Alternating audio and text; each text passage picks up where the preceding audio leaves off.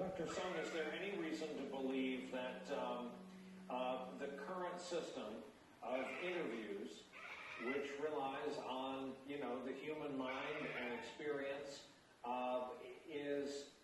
can be that greatly improved electronically with all the things we know can go wrong with electronics? They're fallible.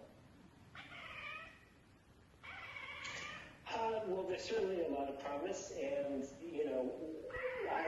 let me just explain that Partners in Health is not a company; it's a nonprofit.